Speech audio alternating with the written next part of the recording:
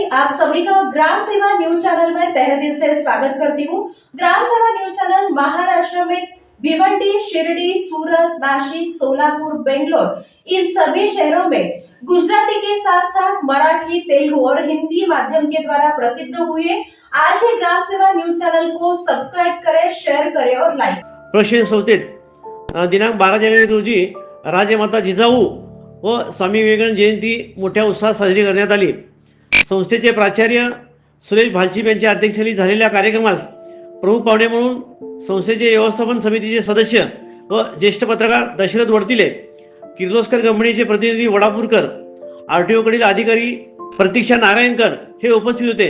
यावेळी प्राध्यापक शंभूदेव गावडे यांचे सशक्त भारतासाठी युवकांचे योगदान या विषयावर व्याख्यान झाले। सर्व पाहुण्यांनी स्वामी विवेकानंद यांच्या कार्यावर प्रकाशझोत टाकून मार्गदर्शन केले। प्रारंभी पाहुण्यांच्या हस्ते राष्ट्रमाता जिजाऊ व स्वामी विवेकानंद यांच्या प्रतिमेचे पूजन करण्यात आले व दीपप्रज्वलन करण्यात आले।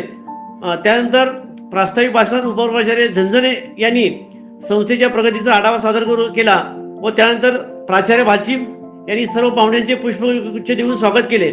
या प्रसंगी संस्थेच्या यशस्वी माजी प्रशिक्षणार्थी विद्यार्थी यांना सन्मान चिन्ह देऊन व गौरवण्यात आले।